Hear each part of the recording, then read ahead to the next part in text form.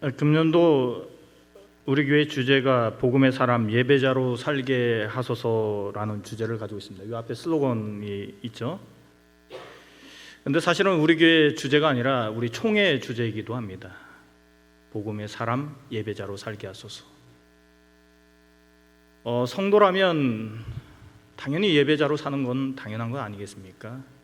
근데 사실 이 슬로건은 올해뿐만 아니라 이미 오래전부터 여러 교회에서 예배자로 살게, 우리 교회는 참된 예배자로 살자라고 이렇게 외쳤던 구호입니다. 성도라면 당연히 예배가 생명이고 또 예배자로 사는 것이 당연한데 왜 이렇게 여기저기에서 예배자로 살게 해달라고 이렇게 기도하고 또 슬로건을 내걸고 있을까요? 그것은 알게 모르게 우리의 삶이 그렇게 예배가 없는 삶이 되어버렸기 때문에 그렇습니다. 물론 코로나라는 그런 이유도 있지만 사실 성경을 보면 이미 오래전부터 우리의 삶은 예배자의 삶이 아니라 그저 형식적으로만 교회에 나오는 마당만 밟는 그런 삶이 되고 말았다는 것입니다. 그래서 저는 오늘 본문 말씀을 통해서 이 가인과 아벨의 이 제사의 차이를 통해서 우리가 어떻게 예배를 드려야 되는지, 우리가 어떻게 예배를 회복해야 되는지를 잠깐 살펴보고 이 자리를 내려가려고 합니다. 여러분, 이 아담과 하와에게 이 가인과 아벨이라는 두 자녀가 있었는데 어느 날 이 두 형제가 하나님께 제사를 드리다가 하나님께서 동생 아벨의 제사는 받으시는데 형 가인의 제사는 받지 않으시자 갑자기 가인이 화를 내어 동생 아벨을 죽이는 사건이 발생합니다. 우리 본문 3절에서부터 5절 말씀 한번 볼까요? 3절부터 5절까지 말씀 한번 보도록 하겠습니다. 우리 한번 크게 한번 읽어보겠습니다. 시작. 세월이 지난 후에 가인은 땅의 소산으로 제물을 삼아 여호와께 드렸고 아벨은 자기도 양의 첫 새끼와 그 기름으로 드렸더니 여호와께서 아벨과 그의 제물은 받으셨으나 가인과 그 제물은 받지 아니하신지라 가인이 몹시 분하여 안색이 변하니. 여러분, 여기 5절 말씀에서 하나님께서 가인의 제물을 받지 않으셨다라는 것은 하나님께서 가인의 제물을 그냥 받지 않으셨다라는 것이 아니라 사실 우리가 원문을 보면 이보다는 훨씬 더 강도가 셉니다. 하나님께서 가인이 바친 제물은 아예 쳐다보지도 않았다는 것입니다. 무슨 말입니까? 같은 예배당에서 똑같은 예배를 드리고 있는데 하나님께서 어떤 사람의 예배는 귀하게 보고 계시는데 어떤 사람의 예배는 아예 쳐다보지도 않고 있다는 것입니다. 그렇다면 왜 하나님께서는 아벨의 제사는 받으시고 가인의 제사는 받지 않으셨을까요? 도대체 이 가인과 아벨의 차이가 무엇일까요? 이를 알기 위해서 우리는 히브리서 11장 4절 말씀을 잠깐 볼 필요가 있습니다. 우리 한번 크게 한번 읽어볼까요? 믿음으로 시작. 믿음으로 아벨은 가인보다 더 나은 제사를 하나님께 드림으로 의로운 자라 하시는 증거를 얻었으니 하나님이 그 예물에 대하여 증언하심이라. 그가 죽었으나 그 믿음으로써 지금도 말하느니라. 아멘. 예물의 차이였다는 거예요. 예물의 차이였다는 거예요. 자, 하나님께서 이 아벨의 제사는 받으시고 가인의 제사는 받지 않으신 이유가, 가인의 제사는 아예 쳐다보지도 않으셨던 이유가, 아벨은 믿음으로 하나님께 제사를 드렸고 가인은 믿음 없이 하나님께 제사를 드렸으며 또 아벨의 이러한 믿음은 그가 하나님께 바친 예물로, 제물로 증명되었다라는 뜻입니다. 그렇다면 여러분, 도대체 아벨이 바친 그 믿음의 예물이라는 것이 무엇일까요? 우리 본문 다시 한번 4절 말씀, 다시 이제 4절 말씀 우리 한번 크게 한번 볼까요? 아벨은 시작. 아벨은 자기도 양의 첫 새끼와 그 기름으로 드렸더니 여호와께서 아벨과 그의 제물은 받으셨으나. 아멘. 본문 계속 띄워주시길 바랍니다. 여기서 여러분, 아벨이 바친 양의 첫 새끼라는 것은, 여러분, 우리가 첫 것은 항상 귀하지 않습니까? 누구나 귀합니다. 첫 아들, 뭐 첫 열매. 요즘에는 우리 청년들이 이 첫 열매 안 바치는데 옛날에는 우리가 첫 열매를 바치잖아요. 직장에 들어가서 월급을 제일 먼저 타면 뭐 부모님 속옷도 해드리고 뭣도 해드려야 되지만 하나님께 첫 열매를 바치잖아요. 첫 열매를. 우리 청년들 첫 열매를 바치시길 바랍니다. 첫 열매는 귀한 거예요. 그렇게 아벨이 여기서 양의 첫 새끼를 하나님 앞에 바쳤다는 것은 자기의 가장 귀한 것을 하나님 앞에 바쳤다는 거예요. 그런데 여러분, 여기에서 이 양의 첫 새끼의 영적인 의미가 있죠. 그것은 무엇입니까? 하나님의 어린 양 되시는 예수 그리스도를 의미합니다. 때문에 이 말씀은 아벨은 내 삶에 있어서 가장 귀한 예수 그리스도를 그의 가슴에 품고 하나님께 나아갔다는 것입니다. 할렐루야. 오늘 여러분의 가슴 속에 예수 그리스도가 있습니까? 우리가 있잖아요. 이렇게 예배를 드리면서 많이 놓치고 있는 게 있어요. 예수 그리스도가 없어요. 우리 안에 감격이 없다고요. 눈물이 없다고요. 다시 한번 묻겠습니다. 여러분 안에 예수 그리스도가 있습니까? 여러분은 지금 그 예수 그리스도의 그 구원의 은혜로 하나님을 예배하고 있습니까?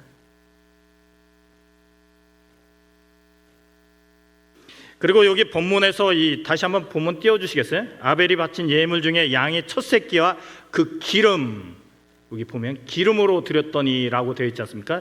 이 기름은 물론 학자들마다 여러 학설들이 있어요. 근데 사실 우리가 원문을 봐야 되거든요. 원문을 보면 이런 말씀이에요. 살찌고 토실토실하다.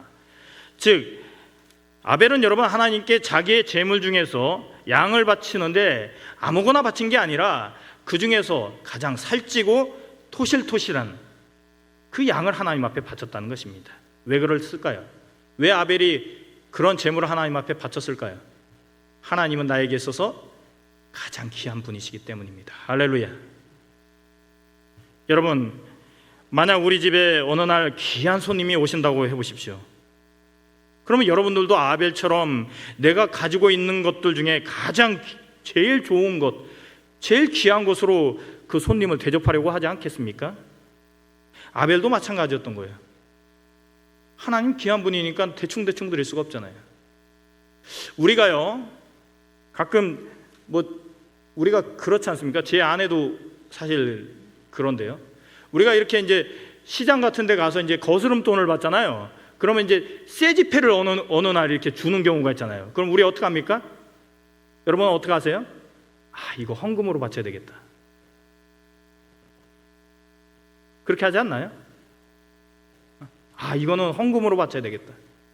아니 어차피 매 주일마다 뭐 5,000원, 뭐 1,000원, 만원 바치는데 기왕이면 새 돈 바치면 하나님 앞에 영광이 되잖아요. 할렐루야. 그게 바로 기름이에요. 그게 바로.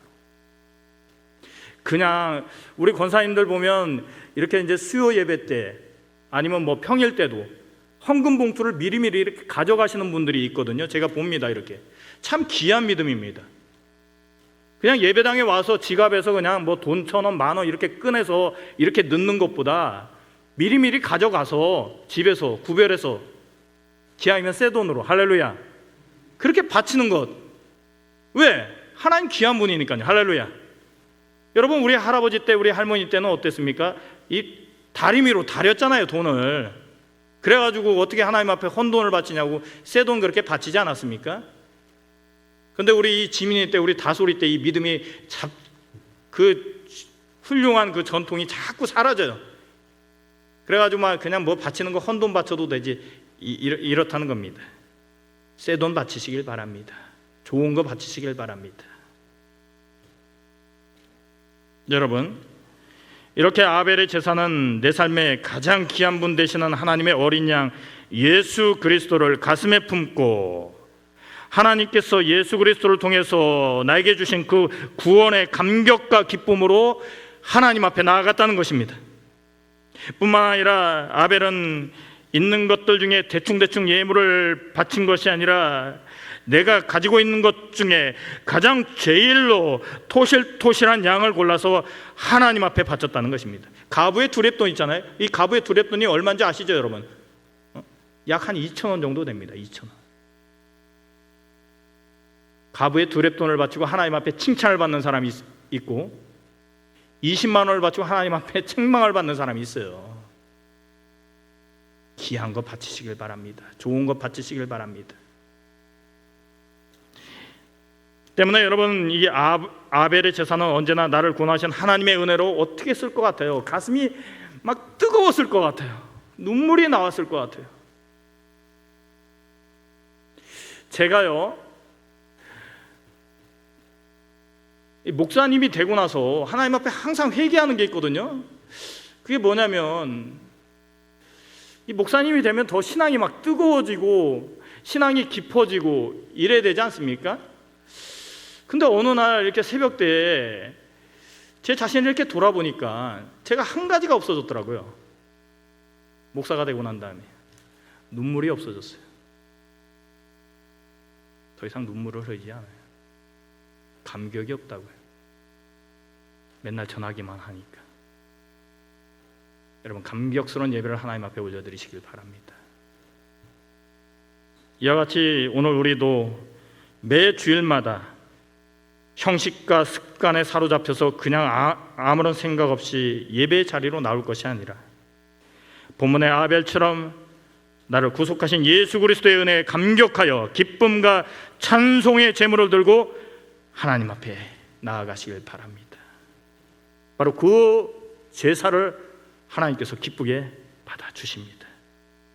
여러분, 그런데 이와는 달리 이 가인의 제사는 그렇지 않았다는 것입니다. 우리 본문 3절 말씀 한번 볼까요? 3절입니다. 우리 한번 크게 한번 읽어보겠습니다. 시작. 세월이 지난 후에 가인은 땅의 소산으로 제물을 삼아 여호와께 드렸고. 가인도 하나님을 제사하긴 제사했어요. 예배당에 나오긴 나왔어요. 근데 여러분, 가인의 제사는 먼저 그의 마음속에 나를 구속하신 하나님의 은혜가 전혀 없었어요. 그저 형식적으로만 하나님을 예배드렸어요. 그리고 가인이 하나님께 바친 예물도 하나님의 말씀대로 어린 양이 아니라 그냥 자기가 가지고 있는 것들 중에 대충 아무거나 골라서 땅의 소산물로 하나님 앞에 바쳤다는 것입니다. 구원의 감격도 없고 오로지 자기의 방법대로만 양이 아닌 땅의 소산물로 하나님께 바친 이 가인의 예배의 결말이 무엇입니까? 화를 냈다는 거예요. 화를 냈다는 겁니다. 우리 본문 5절 말씀 한번 볼까요? 5절입니다. 우리 한번 크게 한번 읽어보겠습니다. 시작. 가인과 그의 제물은 받지 아니하신지라 가인이 몹시 분하여 안색이 변하니. 계속 띄워주시길 바랍니다. 여러분, 가인이 왜 예배를 드리다가 화를 냈을까요? 하나님께서 자기의 예배를 받지 않으셨기 때문에. 그런데 말입니다, 만약 하나님께서 가인의 예배를 받지 않으셨다면 가인은 뭘 해야 돼요? 지금 회개를 해야 되잖아요. 회개를 해야 되잖아요. 근데 이 가인이 회개는 안 하고 화를 냈다는 거예요. 그리고 결국은 그 화를 이기지 못하여 여러분들도 잘 아시는 바와 같이 동생 아벨을 죽이고 말아요. 여러분, 가인 왜 이렇게 예배를 드리다가 화를 냈을까요? 어느덧 자기 스스로가 예배의 주인이 되어버렸기 때문입니다. 예배의 주인은 오직 하나님이신데 가인은 지난날 자기를 구원하신 하나님의 은혜를 완전히 망각하고 자기의 스스로가 예배의 주인이 되어버린 것입니다. 여러분, 제가 목사라서 여러분들께 그런 말씀 드리는 게 아니라 만약에 말씀이 말입니다, 여러분의 가슴에 자꾸 찔리면 여러분 회개를 하세요. 회개를. 하나님 앞에 나와서 눈물로 회개하십시오. 모든 것은 다 하나님 앞에 맡기고요, 여러분 하나님 앞에 나와 회개하시길 바랍니다. 그런데 우리의 예배는 어떠합니까? 화를 낸다고요. 화를 낸다고요.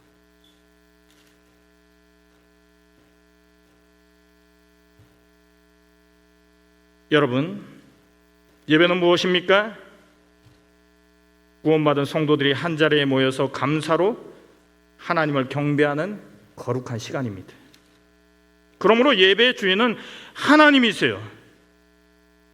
그런데도 오늘날 우리는 예배 시간에 정작 입술로는 주여 주여를 외치면서도 여전히 내 마음에는 하나님이 아닌 내 자신이 주인이 되어서 내 스스로가 아무런 거리낌도 없이 말씀을 판단하고,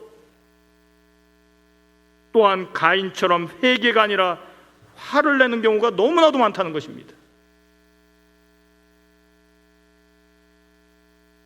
여러분, 우리는 매 예배 시간 때마다 오직 하나님만을 바라보며 하나님이 우리를 온전히 다스릴 수 있도록 우리의 생각을 하나님 앞에 내려놓아야 합니다. 여러분, 우리가 십자가에 우리의 정욕을 못 박는다, 이게 뭐예요? 우리의 정욕을 십자가에 못 박는다, 이게 뭡니까? 말이 어렵죠. 그건 여러분, 우리의 생각을 내려놓는다는 거예요. 하나님 앞에. 소위 말하면 여러분의 저의 개똥 철학을 내려놓는다는 거예요. 내려놓는다는 거예요. 하나님 말씀에 온전히 순종하시길 바랍니다. 할렐루야. 그래야만 기적이 일어납니다. 아니, 요단강을 건너라고 하는 말이 무슨 말이에요, 여러분? 성경을 보세요. 요단강을 건너라고 하잖아요. 무슨 말이에요? 물에 빠져 죽으라는 거잖아요. 그럼 여러분들은 뭐라고 할 것 같아요? 저는 뭐라고 할까요? 아니, 하나님 미쳤구나, 완전히. 물에 빠져 죽으라니. 가나안 땅이 요 앞인데. 근데 여러분, 이스라엘 백성들이 이제 광야를 지나서 훈련을 받아서 물에 빠져 죽으라니까 요단강에 발을, 진짜 하나님의 말씀대로 죽으면 죽으리라는 각오로 발을 내딛자 어떻게 됩니까? 요단강이 갈라지잖아요. 할렐루야. 온전히 말씀에 순종하시길 바랍니다.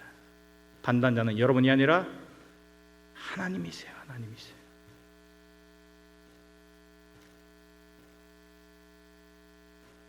우리는 매 예배 시간 때마다 오직 하나님만을 바라보며 하나님이 우리를 다스릴 수 있도록 하나님 앞에 우리의 생각을 내려놓아야 합니다. 그리하여 설교를 통해서 목사님의 음성을 듣지 마시고, 왜 목사님이 자꾸 음성을 듣고 실족합니까? 하나님의 레마의 말씀을 들으시길 바랍니다. 레마.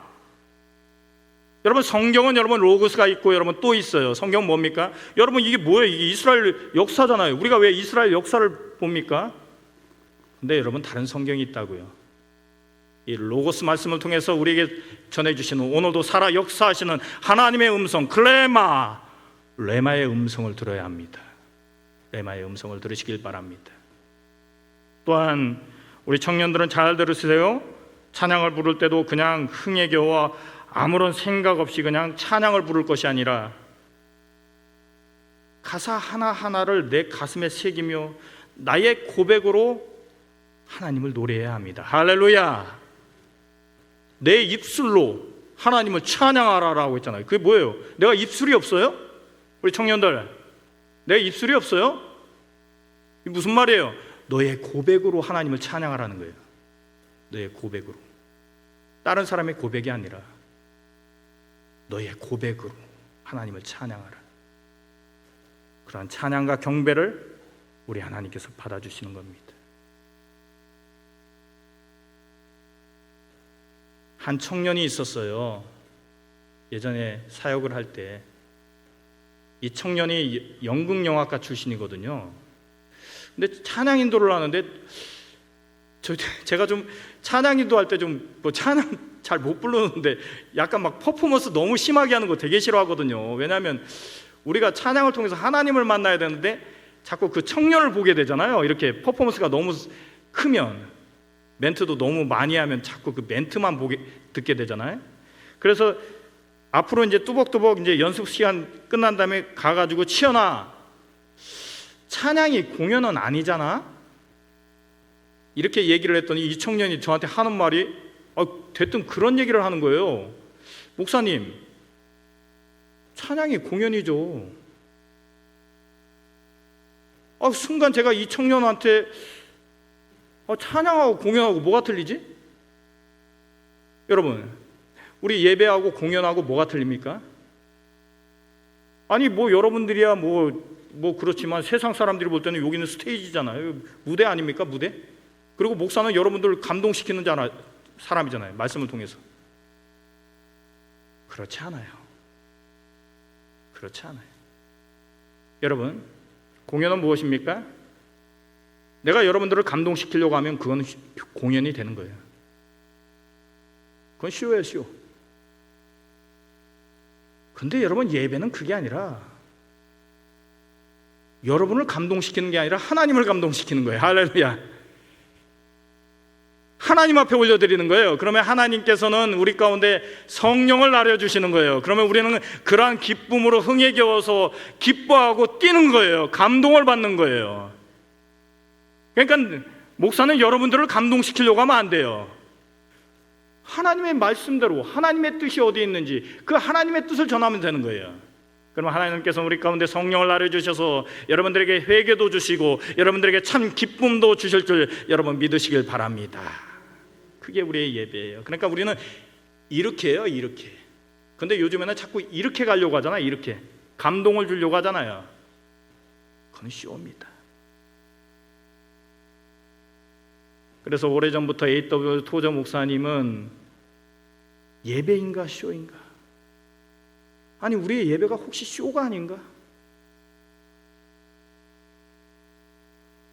오직 하나님께만 기쁨과 찬송의 제물을 올려드리시길 바랍니다. 마지막 말씀 전하고 이제 내려갈 건데요,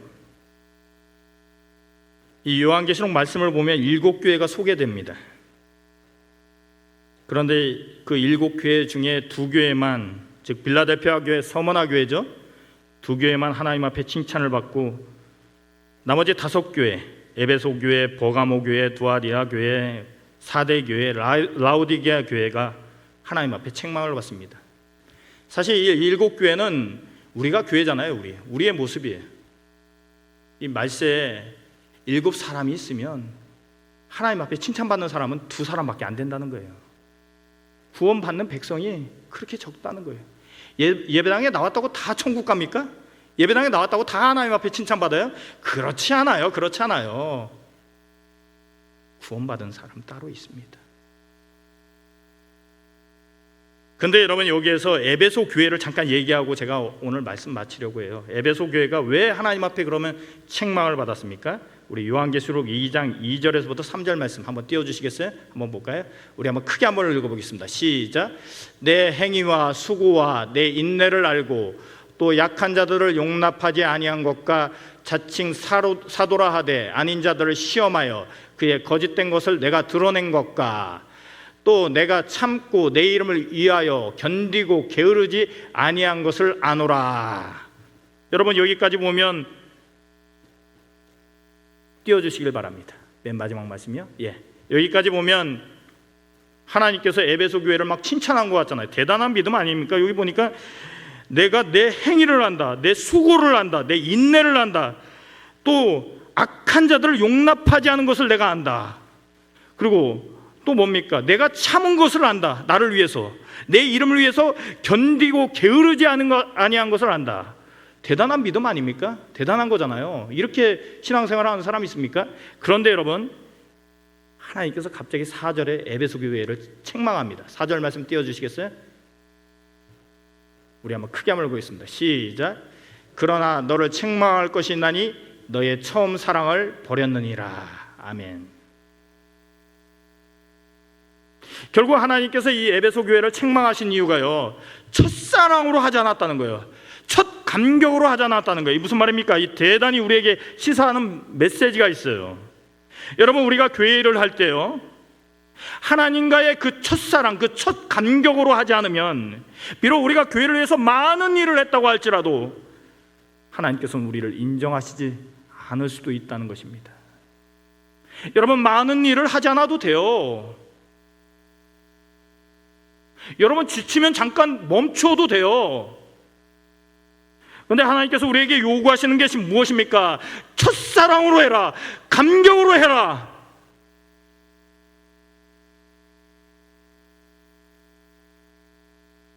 우리가 여러분 예수님을 처음 만났을 때가 있지 않습니까? 다 있잖아요. 그때 여러분 어땠나요? 얼마나 뜨거웠습니까? 얼마나 눈물이 나왔나요? 그런 감격이 없어요? 그런 감격이 없이 지금 여기에 있습니까? 그런 감격 누구나 다 있잖아요.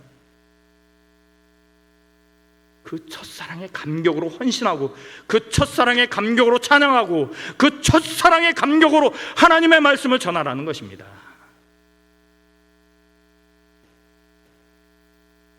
여러분, 오늘날 우리의 예배가 왜 이렇게 예배를 드리고 난 다음에 다툼을 일으키고, 예배를 드리고 난 다음에 서로를 미워하고 정죄하고, 왜 그러합니까? 우리 안에 그 첫사랑이 없는 거예요. 지금 우리 안에 그 예수 그리스도가 없는 거예요. 내가 너를 불쌍히 여김과 같이 너도 내 동료를 불쌍히 여김이 마땅하지 아니하냐. 우리가 용서하지 못할 게 무엇이 있습니까? 우리가 사랑하지 못할 게 무엇이 있습니까? 예수 그리스도께서는 우리를 위해 십자가를 지셨는데요. 할렐루야. 그 감격으로 하나님을 예배하시길 바랍니다.